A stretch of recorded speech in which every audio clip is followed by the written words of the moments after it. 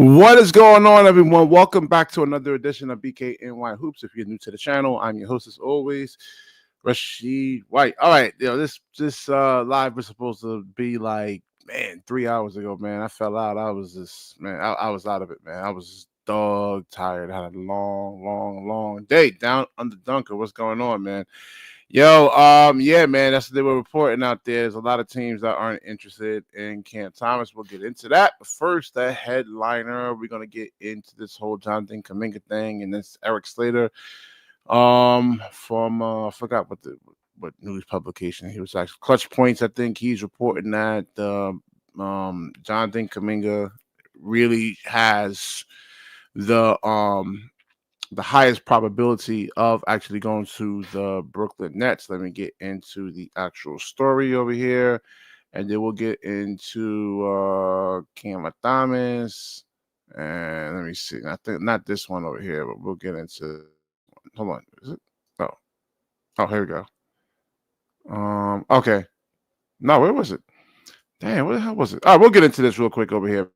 I mean, this one over here, they saying Jonathan Kuminga traded to the Brooklyn Nets. I mean, they'll say these guys will say anything just to get you to click. Cause I'm like, oh, word. I'm like, oh, actually happened. So this one came out four hours ago. This actual article over here, man. So it says over here, there's a lot of teams that are actually in play. The Kings, the Milwaukee Bucks, the Miami Heat, the Chicago Bulls, the Brooklyn Nets. They are all interested in the sign and trade scenario with the Warriors, if that's what it comes to for acquiring Kuminga. Out of all those teams, the Brooklyn Nets make sense going forward with trading for Kuminga. The Nets are currently trying to reconstruct the team as they just traded for Michael Porter Jr. And they're looking to get back to being contenders. The Nets need to solidify their starting small forward spot, and Kuminga can provide the spark that they actually needed, man. Yeah, and it just makes the most sense, really. And it's a gamble like anything. But like Kuminga has really shown promise. And if he can actually just it's the same thing with Cam Thomas. Assist numbers, is if you can actually just start passing and making other guys better, then it's definitely a win-win for the whole team just in general, man. So it says, oh yeah, okay, so he averaged 15 points per game and paired that scoring ability with his defensive abilities. It should be enough to show the Nets that player he can become in the right system. I think Jody Fernandez, we've seen what he actually did for Cam Johnson. Cam Johnson looked like a totally different player, man. I was just like, wow. I mean, we saw a little glimpse and flashes of it when he was in Phoenix, but like for the whole season, mostly every single game that Cam Johnson played, and you got to give players like the green light, the confidence for the most part, and the belief. So players are not really like overthinking the game or anything like that. So and I think Steve Kerr didn't really do that, man. If Jonathan Kuminga had made a mistake, and which most players do, man. We've seen players make a lot of mistakes. There's no perfect basketball player at all. And you gotta just let them kind of play. And it seems I don't know, man. It's just Steve Kerr. We're gonna get into this over here. We're gonna get into the Cam Thomas situation here. And it says no market for Cam Thomas, right? And it says over here let me actually get into the whole meat of the article here, man. Okay, so it says, however, there's still concerns with Cam Thomas as he continues to be an unsigned and restricted free agency. The 23-year-old averaged 24 across 25 games before the injuries cut his season short. However, he was still effective in his time with the team. Brooklyn's shooting guard has also shown the immense improvement since entering the league in 2021. Yeah, he did actually improve, but I guess I mean, has he shown that he could really truly impact winning? Because if you was to bring like let's say Anthony Edwards over here, Donovan Mitchell, Cade Cunningham, the team is actually better, and they'll I think they won. I forgot how many games last year. Let's say 22 or 23, 23 games last season. You bring Cade over here, those three players, those three shooting guards I mentioned. I mean, the win totals go up by at least 17 to 18. So Cam Thomas has to really show and prove that he can actually really contribute to winning. And I guess the money that he's asking for right now, then they get into this, is $30 million a year. This is what they actually heard. And it says they don't see a widespread market for the widespread market for that. I don't know, man, because if Nick Claxton can get a $97 million contract, right? And we go over I went over all of his weaknesses and how he doesn't really contribute to any type of winning. We seen backup centers have like career nights, like third string centers, not even backup centers, third string centers have like career nights on Nick Claxton, and he got a $97 million contract. I just think that Cam Thomas really gives you, way more value, and especially like if you're talking about like, let's say 7 to 8 seconds on the shot clock. Hey, Cam Thomas is really your guy that can really get a decent percentage look off, man. I just think I don't know what the league sees in Claxton. I don't get it, but I don't know. It seems like the NBA doesn't really know what to do with like the small, like undersized, like microwave scorers right now, man. And it says according to Nets Daily, Thomas is expected to be commanding up to $100 million over 4 years, which could be the reason he is still not he's still not only unsigned but lacking interest from the rest of the league. And it says it's not that the NBA doesn't need pure scorers, it's that it doesn't need pure scorers who lack in all other aspects of the game. Thomas is a phenomenal shot creator, and it showed in points per game, but he didn't display anything special on defense. And he only averaged 3.3 rebounds and 3.8 assists this past season. He isn't much of a facilitator or a rebounder, man. So everything I was pretty much saying, this is why I said Cam Thomas really needs to play the point guard position. You got to be real with yourself. I know Cam Thomas really has the Kobe mindset. I think Kobe Bryant was his favorite player, but dude, you are not Kobe Bryant, man. Kobe Bryant was 6'7", 6'8", right? Athletic. I mean, the beam was just different, man. He was just much, much, much different. There's a lot of these like Devin Booker's one of them, Jason Tatum. I mean, Kobe Bryant, like you can't. If I can't say, I love Shaq so much, right? And I'm a 6-foot guy, right? I can't say, I want to be like Shaquille O'Neal, So he actually needs to go out there, learn how to play the point guard position. Just go out there, study like what Jalen Brunson brings to like how he actually plays. Look at Chris Paul. It's possible, if he really, really wants to go out there and truly flourish.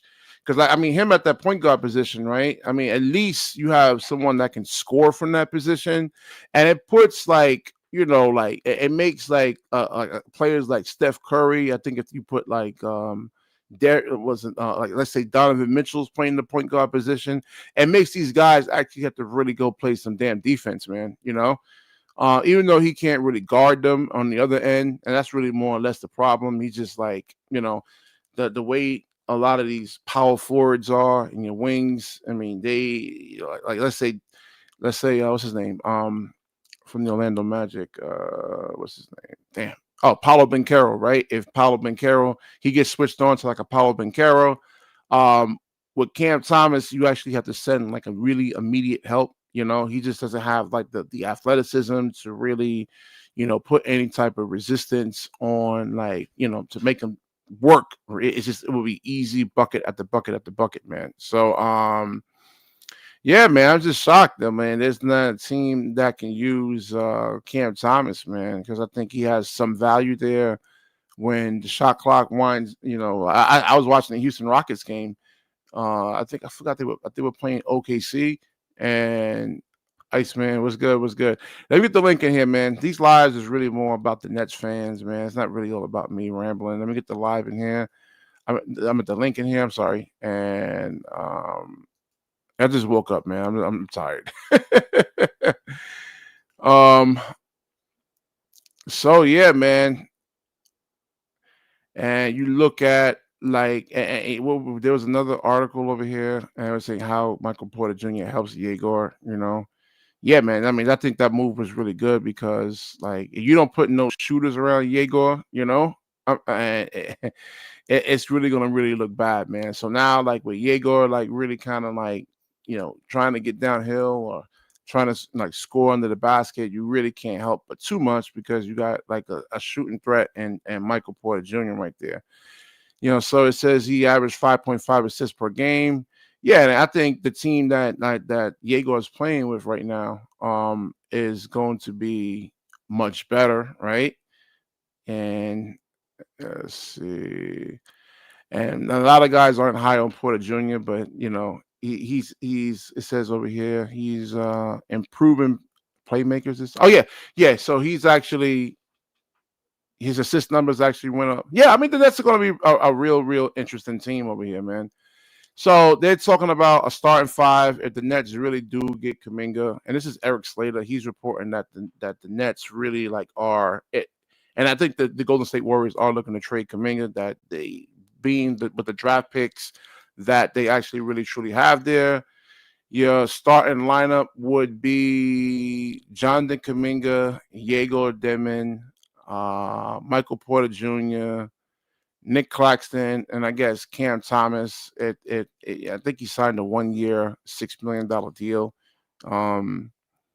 So I mean, all right. So he says, okay. He says, I'm not feeling Kuminga being a net, especially $30 million a year. But listen, his NBA comp, JR, is Jaylen Brown, man. That's his ceiling right there.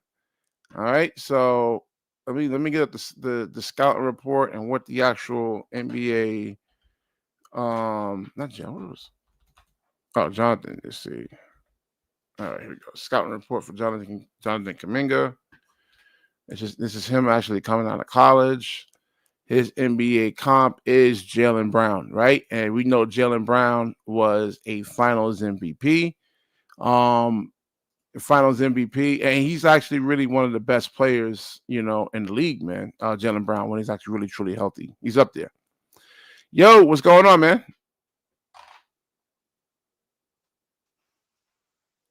Yo, Ice, I think that's you right there, man. What's good? What's good?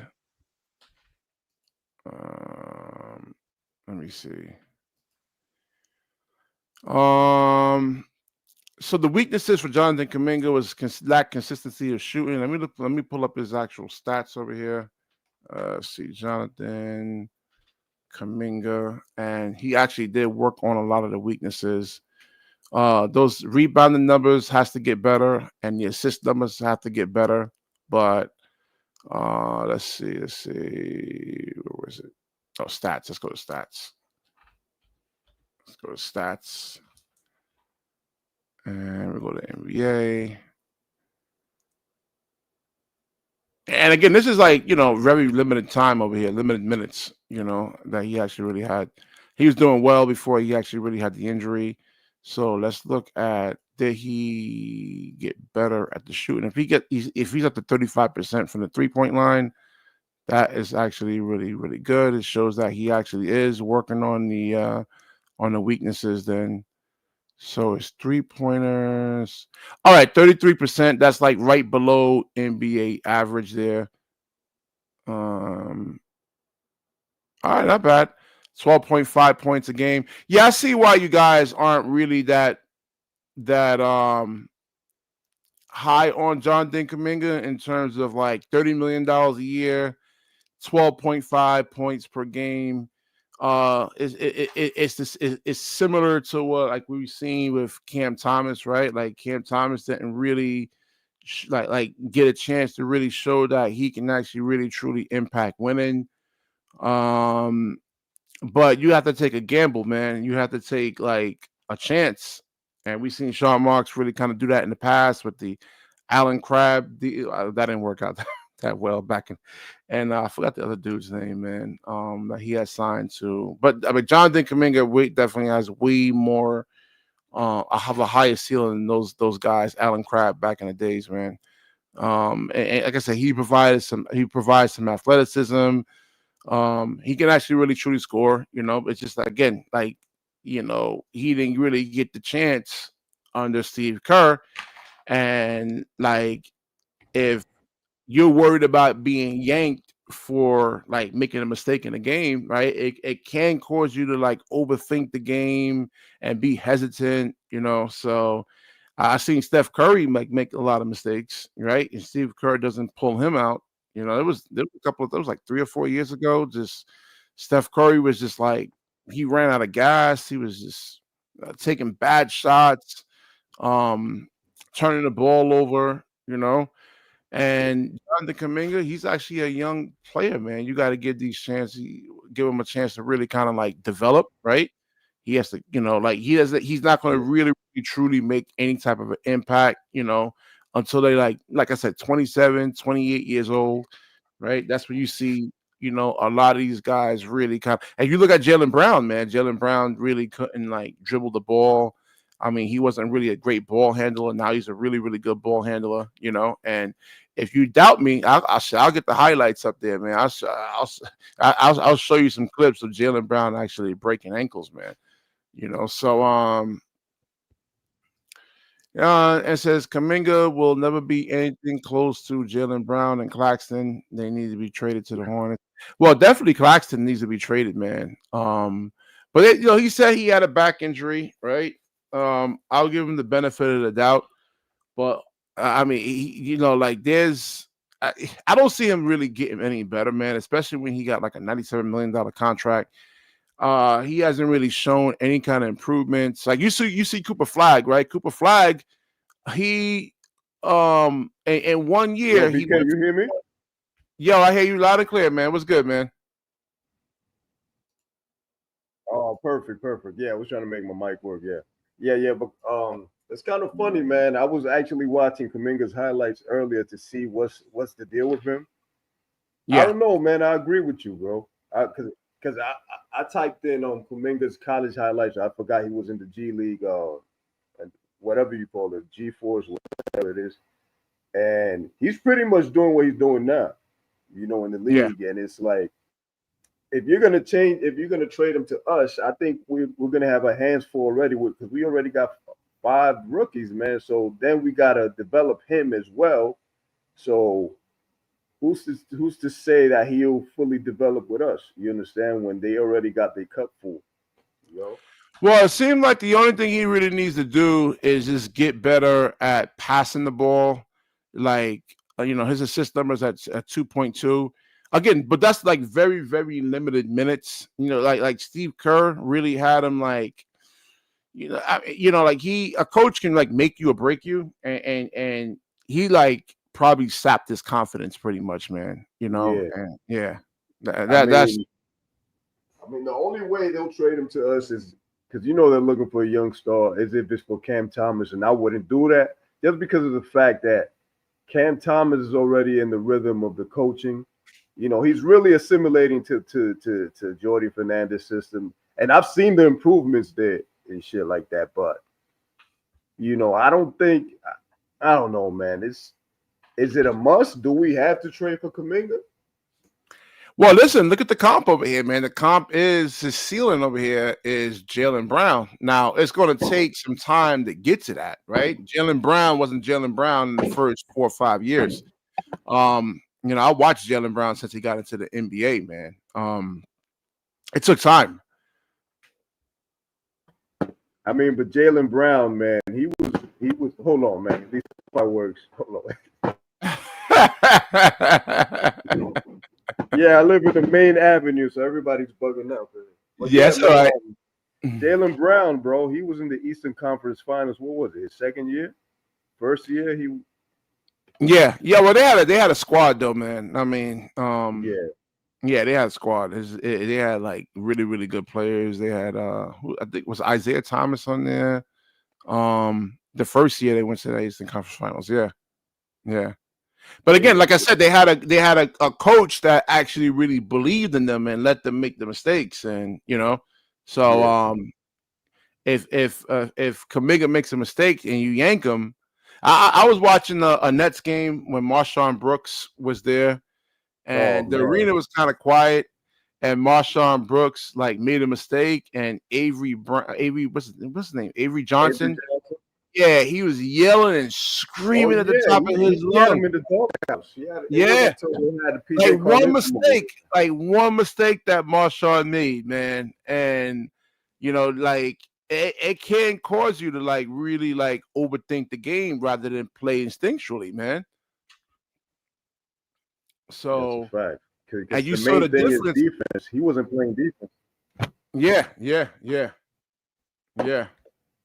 And this is like more like an offense, like a mistake on offense that he made. I think he made a bad pass or yeah, man. So it's like you gotta, and you look at Jody Fernandez, you saw what he did with Cam Johnson, man. I mean, Cam Johnson looked like a totally different player, damn near borderline all-star. But look at Schroeder as well. I mean, there has to be something to that system that's working. Exactly. And when it comes to the rookies, I actually believe Demon they're gonna work him to be a 3, bro. I don't believe he's gonna be a point guard of the future. I think that belongs to Troy, whatever his name is, Traore. Yeah, they could both. You could start probably both of them together at certain points, man. Yeah, I think they're waiting for him to bulk up and then move him to the 3 position because I see him as a 3. I see him as a 3.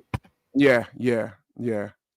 We'll see. I mean, he has some decent games in college, Diego, and at least in terms of like, let's say Ben Simmons, Diego will shoot the damn basketball at least. Yeah, you have to, man. Like shooting is like the most important skill in basketball. I mean, it really is. For real, man. The Knicks are about to get Ben Simmons, as a matter of fact. That'll be funny as hell, bro. He wants to move back. I thought he was. I saw that. I thought he likes Los Angeles. I mean, that's where that's where his heart was. He really truly wanted to be there. I mean, all the reports that were coming out in 2020, 2021. I'm starting to think that Leon Rose is copying everything. Leon Rose is starting to copy everything Sean Marks does, man. Every single thing he does a counter. What do you think? Bring him back to Brooklyn so he can teach Diego how to, like, I guess I don't know, man. I don't know, man. That was enough for him, man. I don't know, man. At least Ben Simmons, he brings headlines though, man. That's whether they're good, whether they're good or bad. I mean, he really does bring some headlines. That's why they really want the Nets to really trade him, because I said, come on, man. I said, and he's the like, because he makes the Australian news, like he brings in like different interests. There's always with Ben Simmons a what if he actually returns to form, right? Yeah, man. Everybody's waiting for that day, man. You never know. It might. Nah.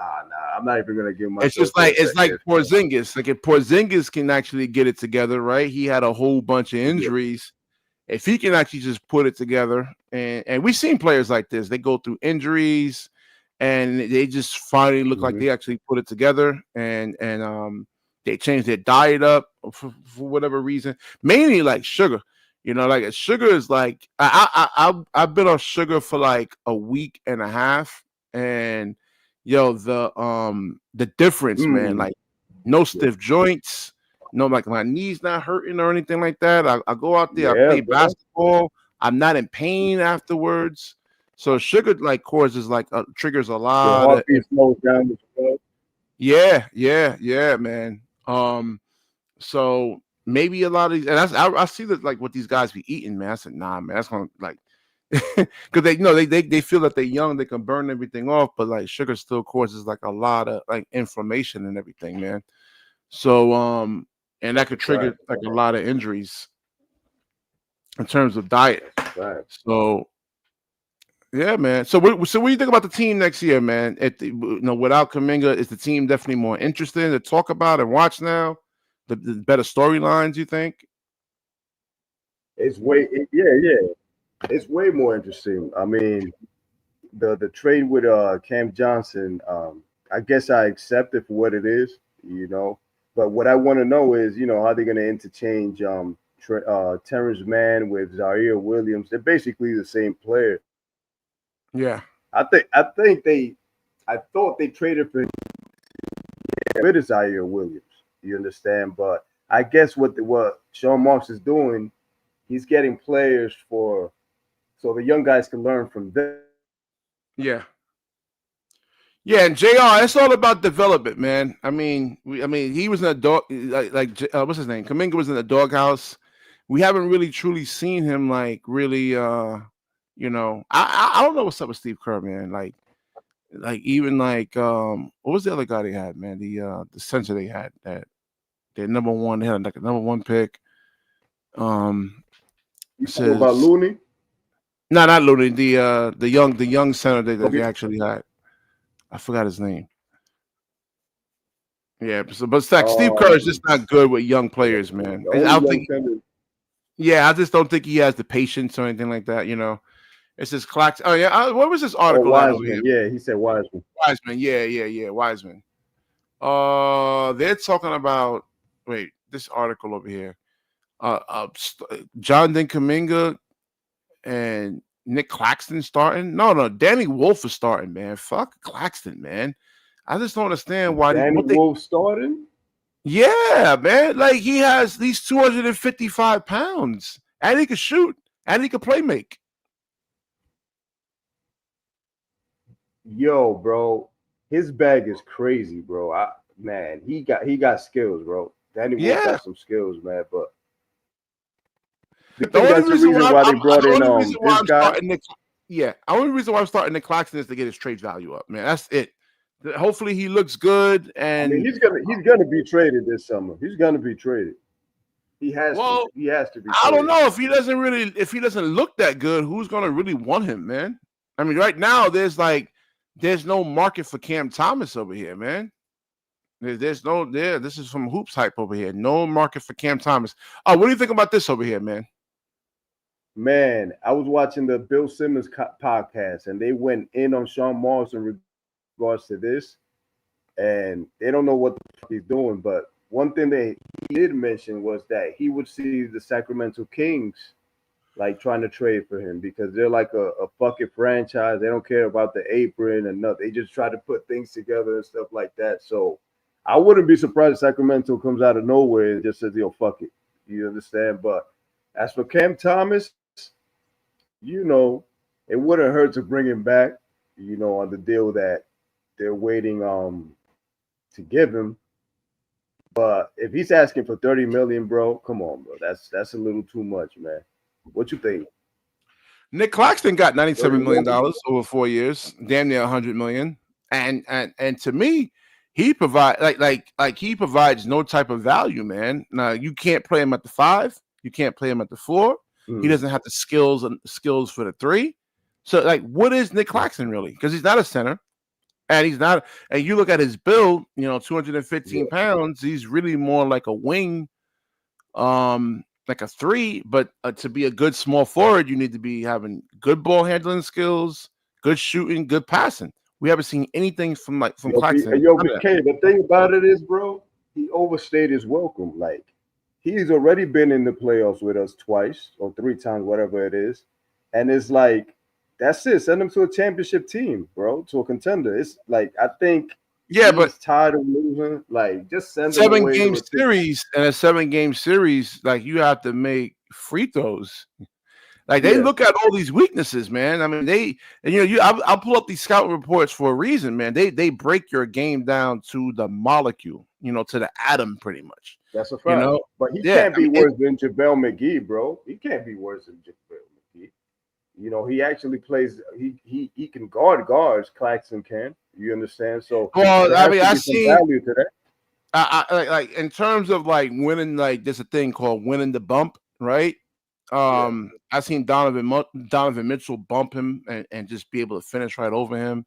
Same thing with Anthony Edwards, and they'll bump you to try to get you off balance. you know, and Claxton really never wins those bumps, man. You know, and we've seen third string centers really just push him, move him out the way. It's hard for him to, like, again, him trying to do the same thing on the other end, trying to, like, you know, win the bump, you know, he can't because he's just too small. He's 215 pounds. He's not moving. How old is he again? He's not 25 yet, is he? Hey, I think he's 25 or 26 years old now. Yeah. Damn, time flies. Holy shit. Yeah. Man. So, like, you gotta, in order for you to get like a clean, like we seen, I'm gonna go search. Because I got all these Nets games stored, and I'm gonna record some like him trying to win the bump, right? And he doesn't, and he just doesn't get a clean look off when he's under the rim. Yeah, I think he has a spirit. He has a spirit of a 230-pound guy, but he doesn't have the body for it. Like, goes into his body, then he can back dudes down, bro, because he has the spirit. He has the spirit of a dog. Don't get it twisted, but it's just he's too slim, you know? Yeah. Yeah, like most of these guys are like 255 pounds. The center is 260. Right, we seen Day'Ron Sharp. He's 265 pounds, right? And he'll go head to head with Joel Embiid, and Joel Embiid just like pushes him out of the way. This is a 265-pound guy. So imagine, you know, Claxton at 215 pounds. I mean, it could be something with the front office as well too. They probably tell him like, "Yo, stay this size so you can play small ball 5 and you can move around and, you know, have quick hands." You can listen. You can play small, but you got to shoot, man. And you know, like, true. You can go with a small lineup. That's the whole purpose of the small lineup is to shoot and provide some spacing. But you got to be able to shoot the ball. He doesn't shoot. You think they tell him don't shoot, just stick to being? I mean, coming out of college, he shot 26% or 27% from 3, and he's never really worked on it. He wasn't great in college shooting threes.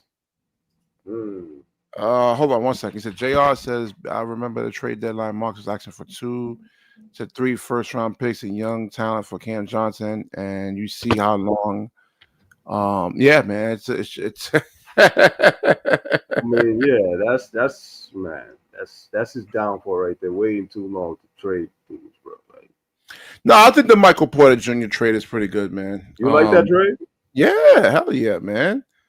I mean, like he's a better rebounder than Cam Thomas, right? They won a ring, they won a championship, and he was like a major component to that. He knows his role. You know, I don't know if Jordi Fernandez asks him to do any more than that. Like, hey, we want to see you expand your game more. We've seen him do that, but you know, but he's not really the most like explosive athletically. Like he doesn't have like an explosive first step. He has a fucked up back as well, which is stopped him out the ladder. Yeah. I mean, that's what I was about to say about Cam Thomas. I mean, you got to be very careful. You're gonna let go of Cam Thomas because your scoring punch, is it gonna come all on this dude? Before you got on here, no, I was saying like if I was to take like as this roster is currently constructed, right? If I was to take Cade Cunningham, Donovan Mitchell, Anthony Edwards, and put them on this team as currently constructed, I mean, they're definitely going to win games. They're going to win a lot of games. Cam Thomas hasn't proven that he's able to, like, because that's partly, you know, because of Sean Marks and the previous coaches, or maybe Cam Thomas himself. Like he has this Kobe Bryant mindset, and he's undersized. You know, like I said, he should just learn how to be a point guard. Study Chris Paul's game. Cam Thomas is not a point guard, though. I keep saying no, I'm saying you can learn, right? You can always study the game, you know, and learn. That's how I learned how to play basketball. I just watched how Jason Kidd ran an offense. I looked at Kobe Bryant's footwork, and I'm like, oh, okay, let me try this on the court. Let me practice this, you know. And it's really more like running the point guard position as a mindset, right?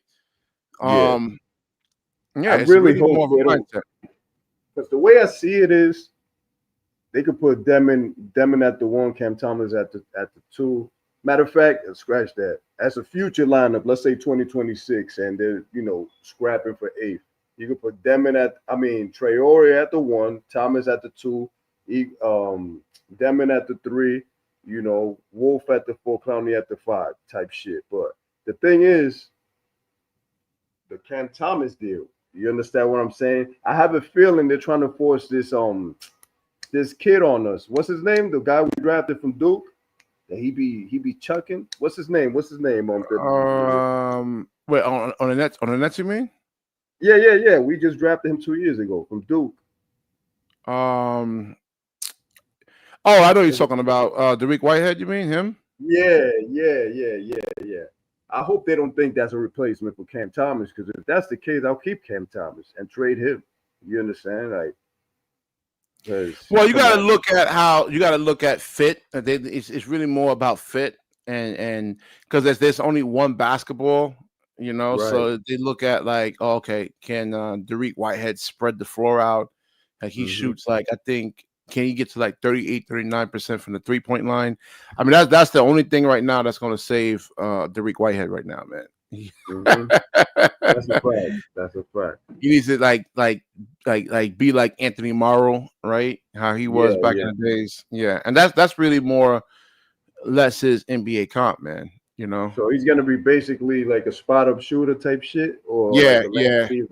And he needs to be able to it's just spotting up shooting, because like guys can get into the shooting pocket of you, like really, really good defenders. So attacking closeouts, 1-2 dribble pull-ups. And I haven't really seen that in Whitehead. I gotta watch a lot of his G League highlights. Ruben Rodriguez. He uses his body a lot. He's a big dude. I mean, he's not athletic though. I mean, I don't know. Like I said, you just look at the other. I just compare Dariq Whitehead to the other two guards, like Cade Cunningham, like I said, all these Ant-Man. He's just not that, man. Yeah.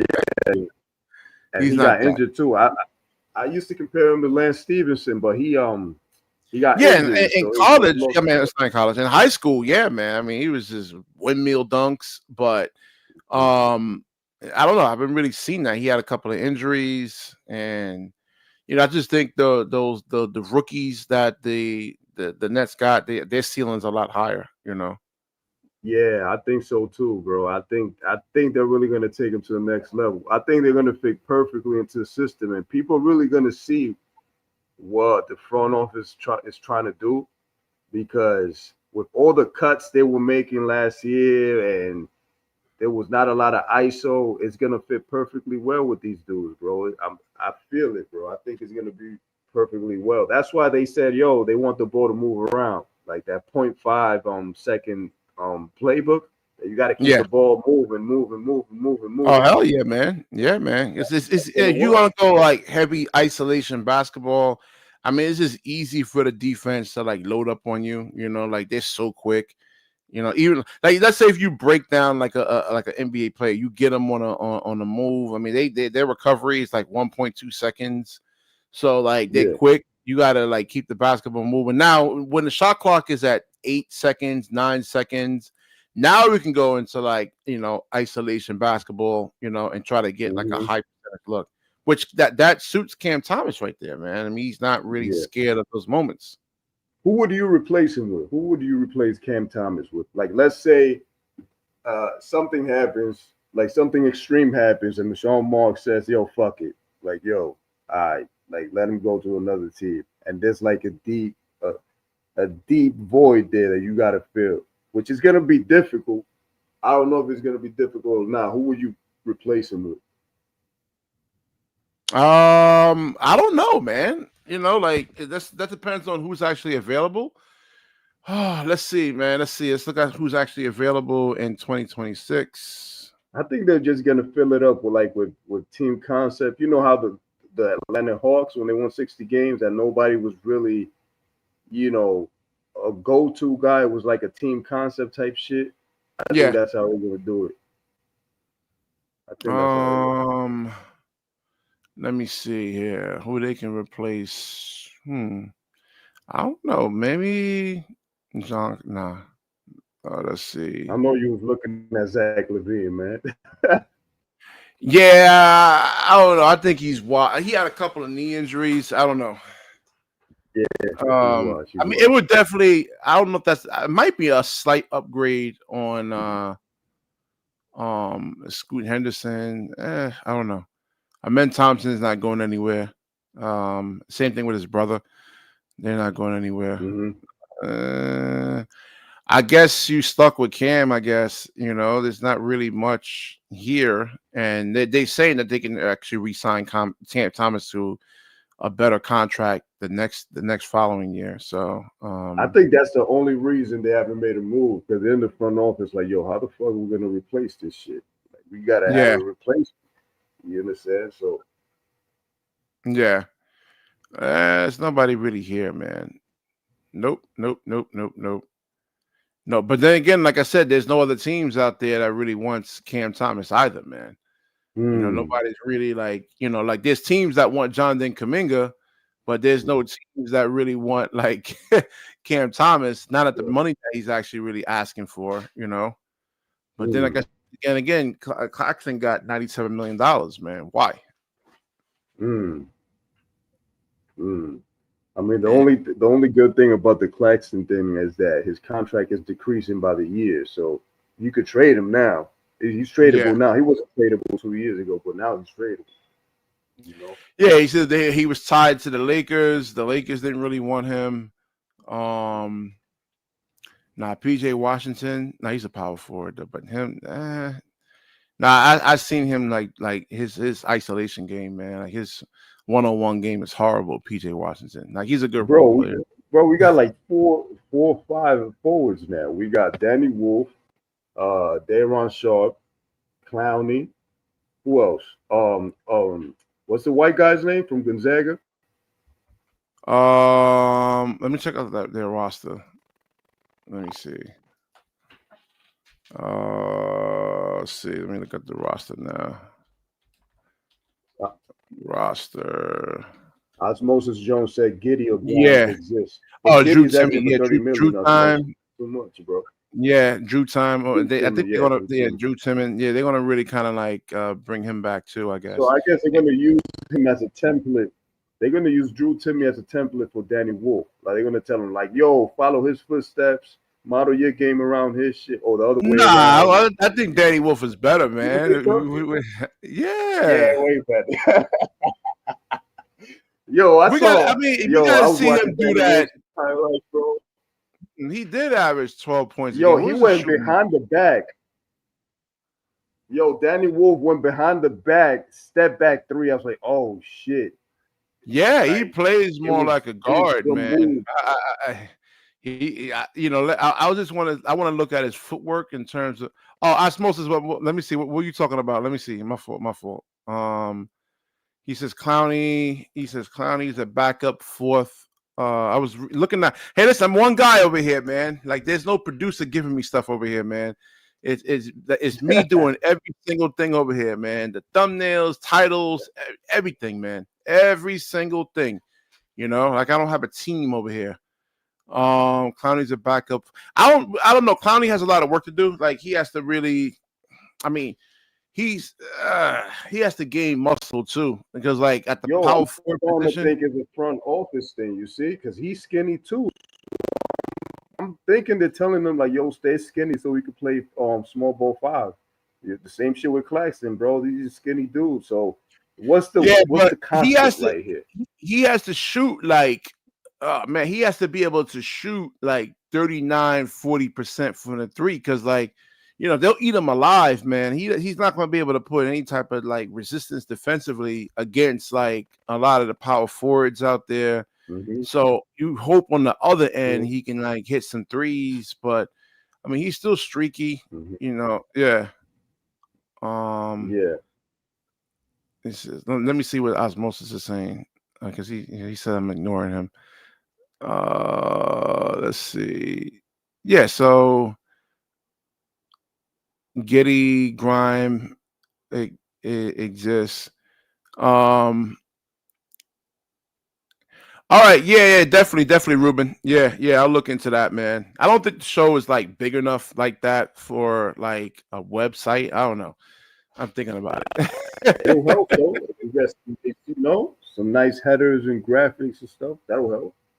You Yeah, know. I don't think now I don't think Laurie marketing's available, man. Player one, him and Hell no, they're gonna ask for the phone. yeah, him and Ace Bailey together. I we'll see Oh what that my actually god, looks like. Ace yo, they Bailey got a could little be squad. yeah, Ace Bailey could be I don't know his attitude, his mindset, because he says, "Oh, I have no weaknesses," Mm, I'm glad we didn't get him, man. I'm just glad we didn't get him, man. I just that's a mess, bro. say you don't have any weaknesses. Not after what I saw. I did 2 film studies on him on his channel. I was like, "What the hell am I watching over here, man? Are you serious?" Like, damn. I mean, they got Clayton over there, so that's a good pillow. You know, you got a Yeah. nice backup. He says he doesn't charge. All right, man. Put your email, Ruben, in there. I'll definitely look into that. Yeah, osmosis 38 people up in here at 3:32 in the morning. I'm shocked, man. 3:22 in the morning. Yeah. Luca or AR. Why? Hell no. They don't play no defense, man. I don't know. The I ball will don't they don't never play move. no defense at all. Now, the now the what do you call it, man? The Luka Doncic, right? When he first got into the league, I mean, he was Hmm. dunking on people, but not this version Yeah. of Luka Doncic. He's fat, Hmm. he's overweight. You're like, yeah, I don't know, man. He don't And pass the Austin ball. Reeves, yeah, Austin, yeah, as I say, he pounds the air out of the basketball. He holds it again. It makes it's just like the defense is, it's easier for them to load up on you. And Hmm. Austin Reeves, like when LeBron is not on the floor or Luka's on the floor, I seen he can't even bring the ball up like past the half court line. I seen them pressure him and like he was playing OKC. I think it was like that last game before the playoffs began. LeBron was off the floor and Luka was just not Luka. Austin Reeves was actually getting stripped.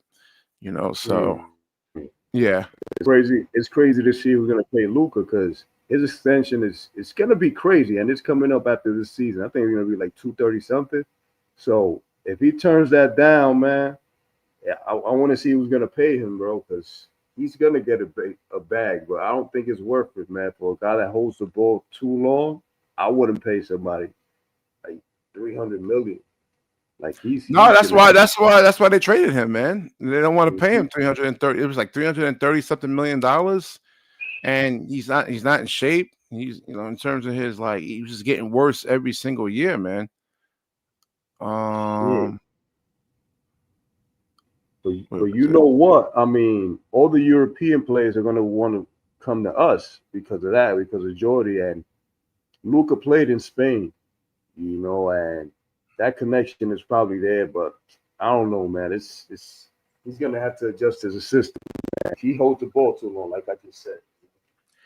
Yeah, he does, man. He really does. He doesn't play no defense. I mean, I saw him in the playoffs. He was getting destroyed. I mean, he was like number one in blow-bys, right? Yeah, In the league last year. I was just like, damn, man, he hasn't played no defense at all. You know, yeah, like I said, when he first got into the NBA, his first couple of years, he had way more athleticism. And I'm like, I was looking at some old clips of him. I was like, oh, actually, he dunked on people. I forgot about that. But it's yeah, just now, nope. yeah. You gotta be able to play off the ball too, because like now you gotta hold on. Ace Lee said the trade was for that was a good trade. Like Ace 1900. Yep, really really good trade. The Nets didn't lose anything, and both teams actually really benefited, and the Nets actually got a pick out of it. I don't know if they trade that pick. That's the talks of them really kind of trading that pick and really kind of Mhm. getting because you don't know what 2032 is going to really bring, man. It could be a really, really, really good draft, or it Yeah. could be a really, really, really, really, really bad draft, man. Yo, man, do you see what? Yo, bro. So the Pacers, bro, during the finals, they made that trade with New Orleans for the 2026 pick for the Pacers. and that was right before Halliburton hurt his Achilles, bro. So now that's going to be the biggest pick, and these dudes traded it to Atlanta, bro, just to get Derek Queen. Yo, what are you doing, bro? Like, Atlanta has a squad and they have assets. They have that pick, that Pacers pick for this year, and they're going to be back. So it's like, damn, bro. Wow. Yeah, they lost Miles Turner too. I think if Miles Turner played well, right? He wasn't doing anything in that game 7. Him and who was it? There was one of the other stars that just wasn't producing for them offensively. No, that's Siakam. What's his name? I forgot this was not Nimrod. Naismith, I think. Yeah. He wasn't producing at all, man. He was just Mathurin either, bro. People wanted him on the Nets, and I'm like, yo, he's inconsistent, bro. Mathurin, he was getting locked up on the baseline. It was tough, bro. Yeah. But then, like I said, Miles Turner wasn't giving you no spacing though. So I mean, it's easy to sag off him, and then cause like I said, if you don't have spacing in basketball, man, go out there and play a 5-on-5, with guys that can't shoot. And you'll see how hard it is to really score, man. So it makes sense for you to say to start Danny Wolf. Yeah, hell yeah, man. Definitely, man. Definitely. The only reason why I'm starting Nick Claxton is to try to get his trade value up, to make him look good. Because like Marks was trying to trade him last trade deadline, trying to get 2 first-round picks for him. We've seen the reports of teams supposedly interested in Nick Claxton, like the Lakers, and they went a different direction. I don't know, man. There was another report out there. Let me see something here, man. On Nick Claxton going to other teams like the Charlotte Hornets, because now they lost Mark Williams now. Let's see what's in the news section for him. Yeah, the Hornets. They just signed somebody, so I forgot who it was. I think it was Dinwiddie and someone else. So this is 14 hours ago. This comes from Sports Illustrated, and they were like, they linked DeAndre. All these guys, they're saying, "Yo, we want Claxton," but like, if y'all don't really go out there and trade for him, then it's all, Yeah. That's what the thing is, that the Lakers are delusional. They don't have any assets, so that's why I don't understand why people wanted us to trade them to LA. They don't have anything we want, bro. Yeah. So no, but I mean, Nick Claxton was so bad. Like I would want to pick. Like I want. Even though I know he got like the contract is, it's Ben Simmons territory, man, in terms of how bad. Bro, you exaggerated. I'm serious, man. This man said Ben Simmons territory. I'm not lying, man. It's Ben Simmons. I think somebody's gonna fold because they gotta get it when the getting is good, bro. This CBA shit, you gotta get good players while they're still there, bro. Because shit's gonna get expensive in a year or two. Yeah.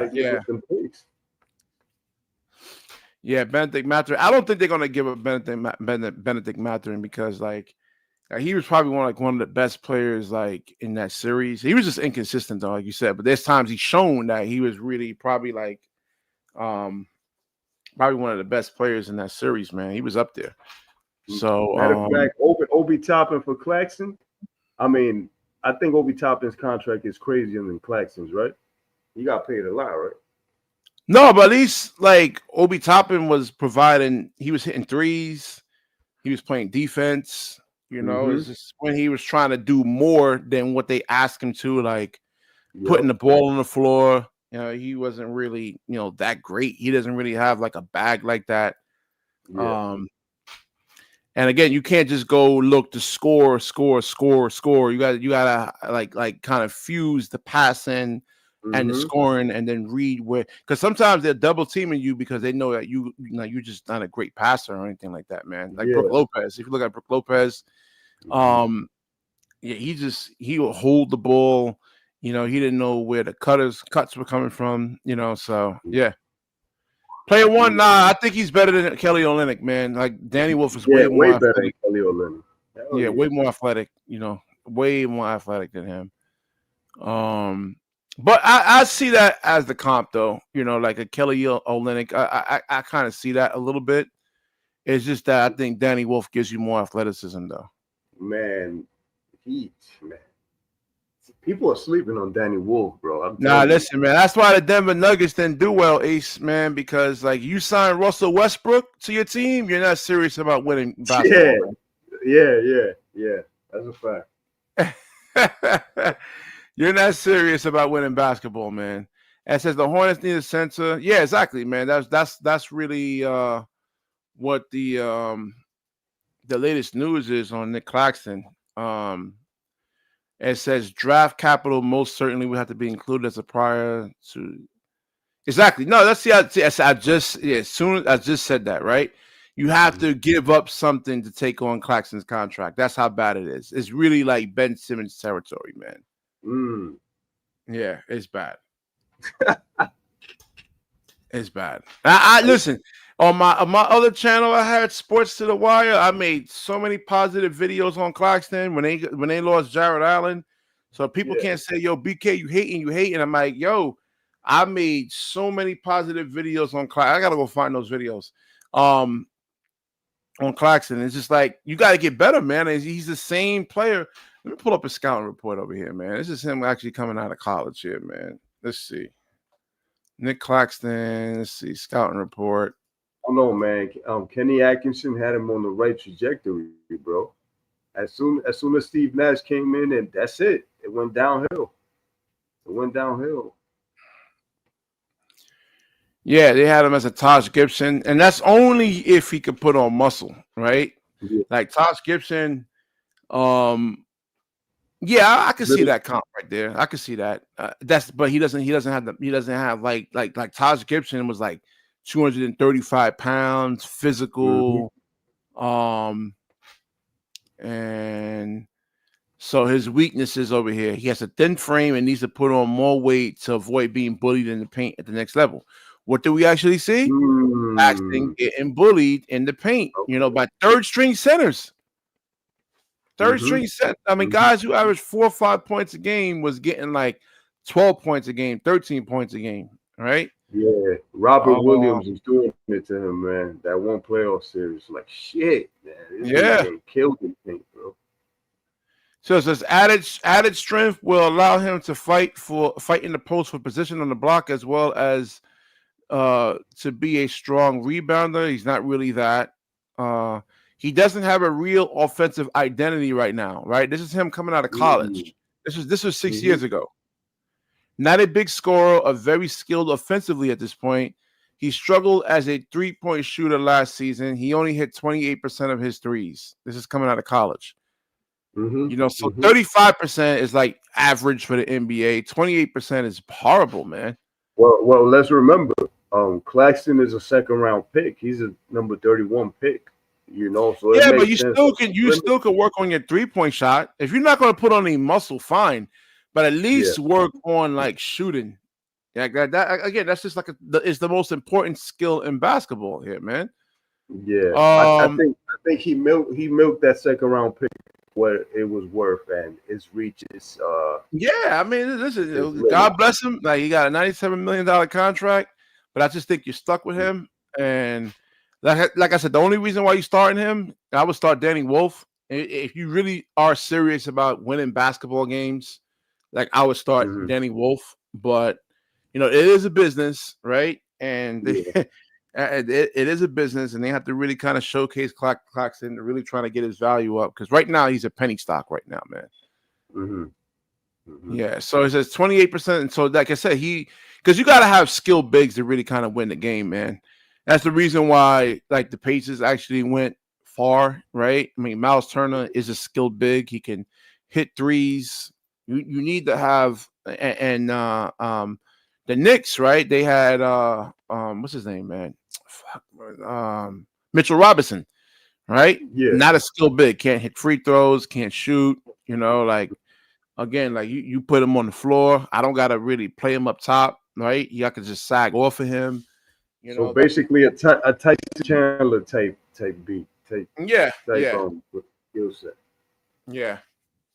I mean, like I said, I just wish Claxton would have put it all together, man, because like you see his measurables over here, man. Like he's really long. And if he can actually shoot the basketball, right, like he could have like Yeah. caused the opposing defenders that's guarding him problems, man. Because big men don't want to be out there, on the 3-point line. I was watching even Khalil Ware, right, and he has the build to really kind of like go out there on the 3-point line, play defense. He doesn't want to even do that shit, man. It's tough. It takes a lot of toll on you. Well, what makes sense is trading him because we already got a rim runner, Drake Powell. He's going to be the rim runner. They're going to play him at the 4. They're definitely going to play him at the 4. Well, I don't know about boring osmosis. I mean, this is pretty much how it is. They'll get to 40, 29, then they'll jump back up to 34, 35. It all depends, man. He says it got boring.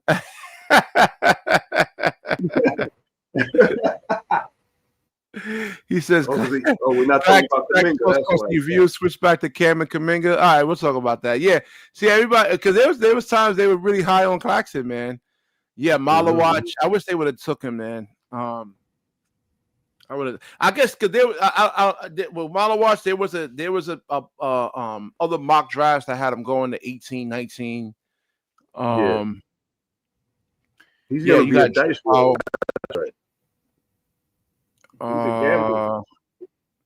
Yeah, we're gonna see how Drake Powell looks. All these guys are gonna be playing in the summer league, right? And that's, like I said, the key thing I'm looking at is Yegor, and because like if you watch summer league, I was talking to my boy earlier, man. These guys play hard, they play physical, they have a bunch of fouls they can use, they close out hard. Sometimes, like it's ugly in terms of like because like you got guys really kind of playing for themselves and not really playing team basketball, but. We're going to see if Yegor can handle the physicality when it comes to Summer League. I'll be watching that first game. Oh, they're going to come at him crazy, too. They're definitely going to double team.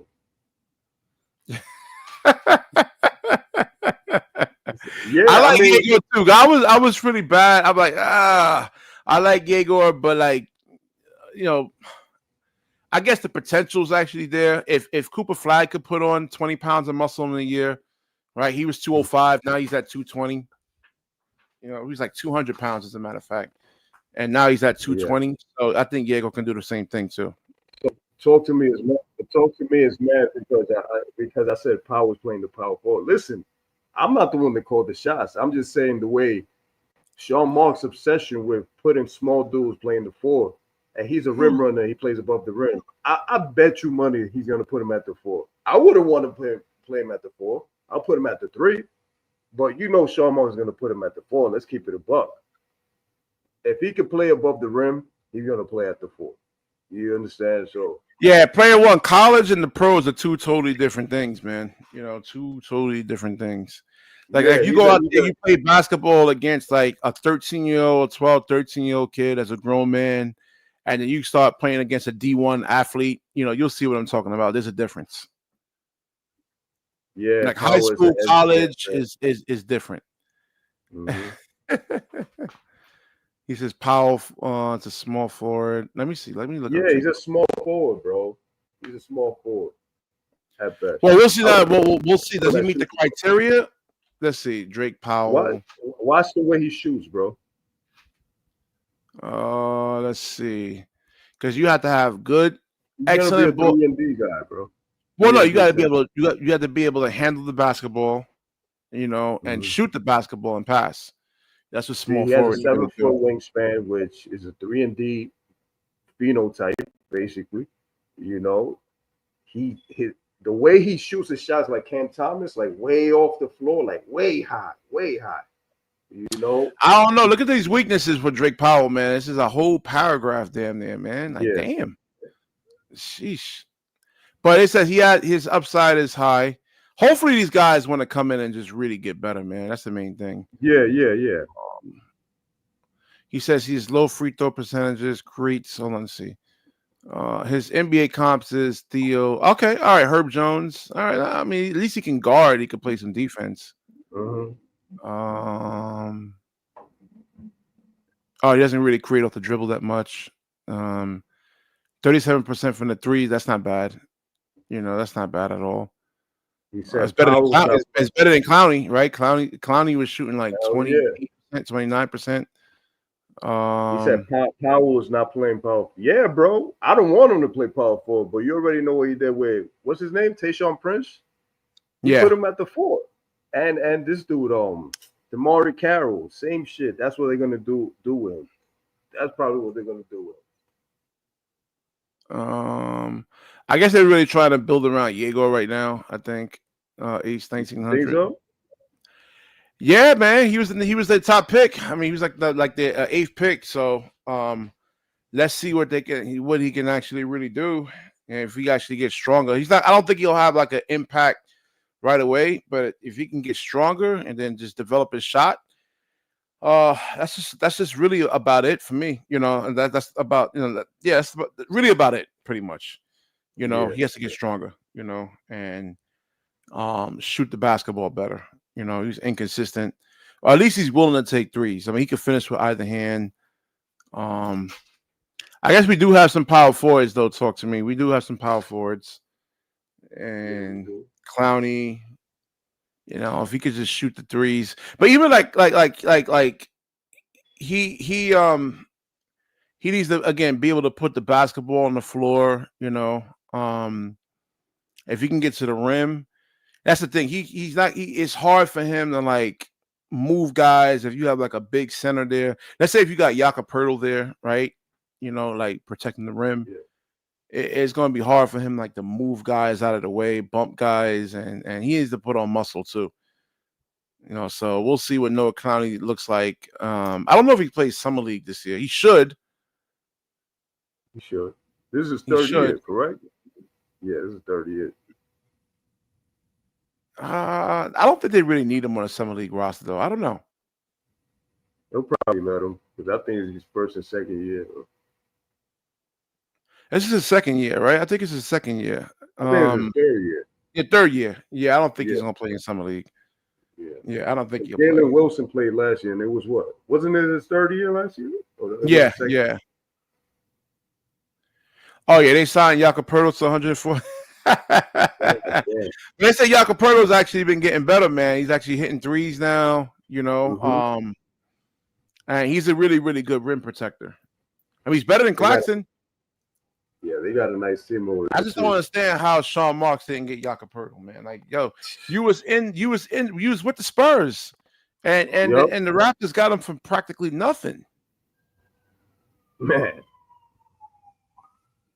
it's always like that. He always has what you need right at the front door. He never makes the move. Like, that would have been a good move right there.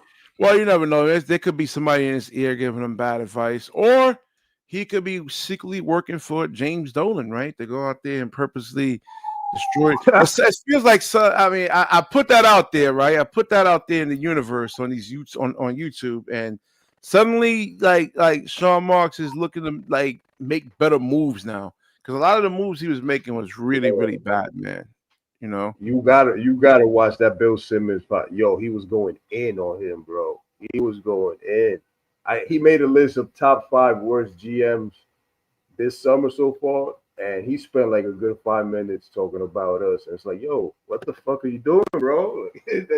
He said it's a good trade. He said the Michael Porter trade is good and stuff, but the pick that we get, he said Sean Marks is not going to be here by the time that pick manifests. So, you know, it's crazy, man. We shall see what he does for the rest of the summer, man. I'll listen to it. Yeah, I'll actually listen to it. I'll find the actual podcast and I'll react to it. You know, so actually I like his thumbnails over here, man. Okay. Yeah, I'll look at it over here and see what they actually have. No, I think Sean Marks did a decent job this summer, man. This you know, getting Michael Porter Jr., like I said, that was a really, really, really, really good move, man. Really good move. Yeah, but now, and you didn't sign Cam Thomas, you know, to some crazy contract, man. Like I said, I don't know. So you think $30 million a year is a lot of money for Cam Thomas or what? Bro, that's too much, bro. That is too much, bro. I think 22, 23 is reasonable, but 30, bro? Come on, bro. I mean, If he was a Kobe free Bryant agent, was his idol, man. well, listen, man. In free agency, he's gonna ask for that. You could ask for that, but restricted free agency, 30? Come on, bro. That's a lot. I mean, his assist numbers has actually gotten better. That's yeah. He's gotten better. He's gotten better. But they're saying that Giddey is asking for 30 as well. He's better than Giddey, right? You think he's better than Giddey? I think, damn. So that's the thing. Same thing with Giddey. Just not a large enough sample size to really show that they can really truly impact winning. Like I said, we had a large sample size of like Cade Cunningham, Anthony Edwards, Donovan Mitchell, right? We see that Jalen Brunson. We see these guys really contribute to winning. Can if you compare like Josh Giddey to Jalen Brunson, can he have the same impact in terms of being able to win games? I don't know. Probably like 2 or 3 years from now, not now. Yeah, he's a baby Kobe, man. Ruben Rodriguez is saying let him walk. I said that in the past too, man, but I'm trying not to anger the Nets fans out there. Don't do that, man. Internet will shut I did down, say that bro. in the past, man. That's a really to really let him walk though. Down, but I've seen Cam Thomas really come off screens, play off the basketball, scoring 2 dribbles. There's been some improvements. I just think it's more the defense. Like if you look at, that's what I wanted to get. I wanted to show people that's what I want. I should have prepped better for this. Davion Mitchell. If you look at Davion Mitchell, him and Cam Thomas is around the same size. But Davion Mitchell picks up 94 feet, right? You look how he actually plays defense, and look how Cam Thomas plays defense. So, undersized guards have to pick up like 94 feet. That's like a must. You look at Jose Alvarado. Cam Thomas is a little bit taller. I see what you're saying, but you see what's going to happen with him is he's going to expend a lot of energy playing defense. That his offense. Yo, but listen, like Anthony Edwards is a 2-way player. Like K guards. Like it's not like this Cade is some type of scorer. I was watching Cade Cunningham in the playoffs. He plays defense, man. That's true. He guards. That's true. Yeah. Donovan Mitchell plays defense. You think it'll bring up his value if he plays more than as much defense as his. Yeah, I just don't think he has like the fast twitch muscles to really kind of even to do that, man. Maybe in the 90s, like he'll be a really, really good defender because you have like all those guards back then. A lot of those guys are like really, really huh? Who, Cam Thomas defended in the 90s, you said? Yeah, if he was in the 90s, yeah. Because you didn't really have like the early 90s. Before. No, it wasn't really that many guys out there, man. It wasn't like you have Michael Jordan, like Clyde Drexler, Clyde Drexler really couldn't go left, so all you gotta do is really force him left. You wildin', BK. You wildin', BK. Not compared to today. I mean, today's defense is way worse than the one from back. No, I'm talking about like the way these guys even like guys who are like just below the NBA, right? We watching like these other YouTube channels, like they'll have these one-on-one games, the way guys can hit shots, man. I'll be seeing guys like draped all over them, and they still hitting like a 3-pointers. Still hitting the shot making is insane, man. Yeah. I never really seen that in the 90s. Like these players today, I'm telling you, man, they like the shot making that these guys actually. I watched the 90s. I'm 46, JR. I'm 46 years old. I look young, I look like I'm like in my early 30s, but I'm actually 46. So You know what it was? The defenders back in the days, they didn't have to move much because they took more space because they had their bodies, you know. So it Well, was I'm about just talking running about like into them and the damage you took. yeah, I'm just talking about like the shot making, like that's the difference between like players from all around the world, like they got better fundamentals, but like in the US, you got guys here that just like they just make some really, really tough shots, man. And I didn't see That's that in the true. 90s. I'll just be like, damn. I've seen guys play really, really, really excellent defense, man. Like they'll get up into the shooting pockets. And even when you watch a lot of these NBA runs, if you watch like Devin Booker, I was watching like an NBA run like in the summer, like the shot making, like like the shots that these guys be making. I was like, Jesus, man. Crazy, I don't know how these guys be doing that. And these And are they're not scared of. amateurs. Yeah, I'm talking about. There's a lot of amateur hoopers out there I'm watching too, man. They even those guys. Like you watch like Devontae Friega's channel, the next chapter. I think that's what it is. What's the white kid's name? The short guy that he does basketball videos. He's nice with it. He goes all around. He plays runs. Yeah. That's nice. I think I know what you're talking about. I forgot. I'm just starting to get into like a lot of these one-on-one space. The one-on-one space, like on YouTube, but they've been really, really entertaining. Oh, the professor, the professor, yeah. Nah, the other guy, I know who the professor is, man. He's a younger kid, like him. T Jazz, you mean? Nah. Tristan Jazz? T Jazz? Yeah, him. Yeah. But I'm taller than him though, man. He's like 5'8". He's small. Yeah, he's short. Yeah. But you're absolutely right. There's a lot of kids nowadays put more effort into scoring and they're more creative. But no, it's shoot. Yeah. See, I like T Jazz too. He was playing in the Canadian professional basketball and he didn't make it though. He got cut. I think he got cut. He played a couple of games out there. Yeah, I mean T Jazz is nice. The same thing with the professor too. It's just that the size. You look at like their stature, man. They're just so small. And you put them next, like I was watching the professor next to Dame, right? And like professor was trying to show him some moves, and you can see the size difference when it comes to like the professor and Dame. Yeah. Well, old Dame has to do is just put his shoulder on his chest. That's it, exactly. Yeah, that's what I'm saying. Yeah. That's the thing. Professor has a skill set to play in the NBA. It's just the size. That's the thing. Same thing with T Jazz. He's nice too. Yo, it's just speaking of that, bro. Yeah, what were you saying? Yo. Yeah, I'm here. Oh yeah, speaking of that, did you see the video? You got to see the video where Ace Bailey in the offseason, he was working out with Giannis. And Giannis was teaching him how to play in the post.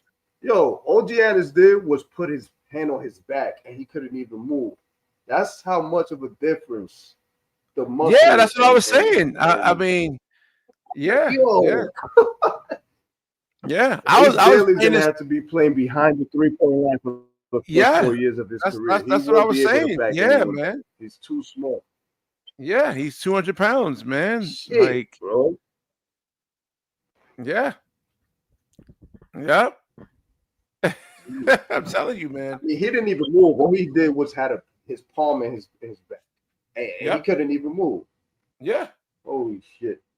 Yeah. I just don't know why. Listen, you're going to go play. If anybody has NBA aspirations to play, get stronger. Come in there, get strong. Don't come in like undersized or weak. You have to really like put on muscle, man. That's the key thing because it's like cats in the NBA is strong, man. You're talking about Giannis. Yeah, Giannis Antetokounmpo. Yeah. Hey, listen, man. Osmosis, not everybody's perfect, man. We all make mistakes. All right, let me wrap this up over here, man. I'm gonna get some sleep. It's almost 4:00 in the morning. Good stream, everyone. Yes, I'm gonna try to be on tonight, and we'll see if I'm not too tired. I was supposed to start the stream at 11 o'clock, and I fell out. They're doing a crazy week. Yeah, man. Crazy week. All right, man. So definitely everybody watching the show, drop a like on the video. Please drop a like on the video. Likes are actually free.